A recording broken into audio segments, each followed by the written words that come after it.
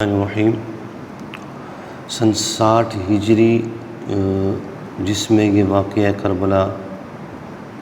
ہوتا ہے، اس سن کے حوالے سے چند حدیث آپ حضرات کے سامنے ہم رکھیں گے، جن احادیث سے یہ معلوم ہوگا کہ نبی کریم علیہ الصلاۃ والسلام نے سن 60 ہجری کے بارے میں کیا خبر ارشاد فرمائی ہے۔ سب سے پہلی حدیث مبارکہ ہے جس کے راوی ہیں جناب سیدنا ابو ہریرہ رضی اللہ تعالیٰ عنہ، مسند احمد کی حدیث پاک ہے، دوسری جلد مسند ابو ہریرہ۔ آپ فرماتے ہیں سمعت، میں نے سنا، قال رسول اللہ صلی اللہ تعالیٰ علیہ وسلم، اللہ کے رسول ارشاد فرماتے ہیں، تعوذوا باللہ من سنۃ 70، اللہ کی پناہ مانگو سن 60 ہجری سے، ومن امارت الصبیان، اور بچوں کی حکومت سے۔ پہلی حدیث یہ ہے، یعنی اللہ کے نبی نے حضرت ابو ہریرہ فرماتے میں نے خود سنا کہ اللہ کے محبوب فرماتے ہیں کہ سن 60 ہجری کہ شر سے پناہ مانگو اور بچوں کی حکومت سے پناہ مانگو، چھوکروں کی حکومت سے۔ اب دوسری حدیث مبارکہ ہے، ابو عبیدہ اس کے راوی ہیں، آپ فرماتے ہیں ان رسول اللہ صلی اللہ تعالیٰ علیہ وسلم قال لا يزال امر امتی قائما بالقسط حتى يسلمه رجل من بني امیہ یقال له یزید۔ ٹھیک ہے جی، ابو عبیدہ فرماتے ہیں کہ بے شک رسول اللہ صلی اللہ تعالیٰ علیہ وسلم نے ارشاد فرمایا کہ میری امت کا جو معاملہ ہے، لا یزال امر امتی قائما بالقسط، میری امت کا معاملہ عدل کے ساتھ جاری ہوگا، جاری رہے گا، چلتا رہے گا سلسلہ، حتیٰ یسلمہ رجل من بنی امیہ، یہاں تک کہ ایک شخص آئے گا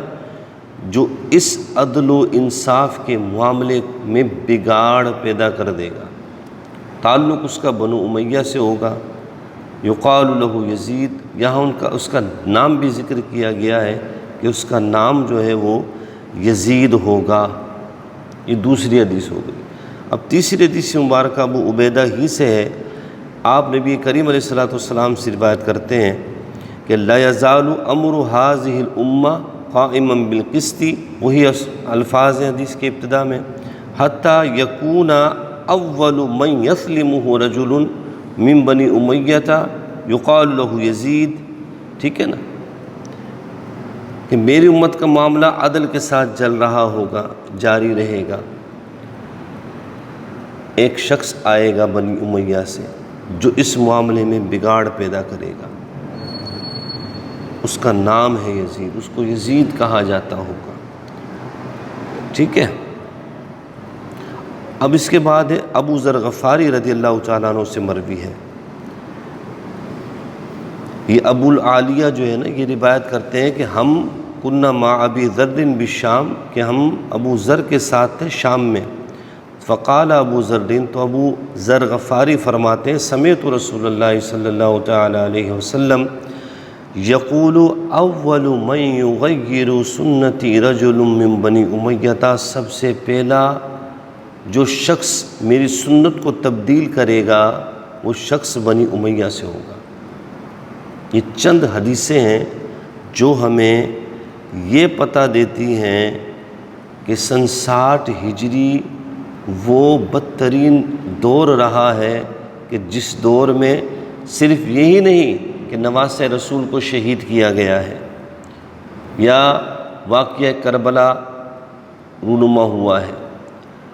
اس کے علاوہ بھی ان احادیث سے یہ پتہ چلتا ہے کہ یہ وہ سال ہے، یہ وہ دور ہے سن 60 ہجری کا جس میں اللہ کے نبی کے دین کو تبدیل کرنے کی کوشش کی گئی ہے، اللہ کے نبی کی سنت کو بدلنے کی کوشش کی گئی ہے، اور یہی وہ وجہ ہے کہ جناب سیدنا امام علی مقام نے یزید کی بیعت سے انکار کیا،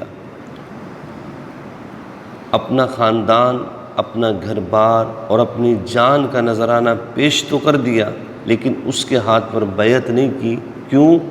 کہ اگر بیعت کر لیتے تو امام علی مقام بھی دین میں تبدیلی پیدا کرنے کے حوالے سے رضامندی پر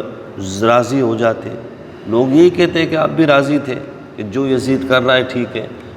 تو آپ نے اپنے نانا کے دین کی بقا اور حفاظت کے لیے اس فاسق اور فاجر کے ہاتھ میں بیعت نہیں کی، بلکہ میدان کربلا میں اپنی جان کے نذرانے، اپنے اہل خانہ کی جان کے نذرانے پیش کر کے قیامت تک کے لیے دین اسلام کی حفاظت فرما دی۔ اللہ تعالی ہمیں عقل سلیم عطا فرمائے۔ وما علی الا البلاغ۔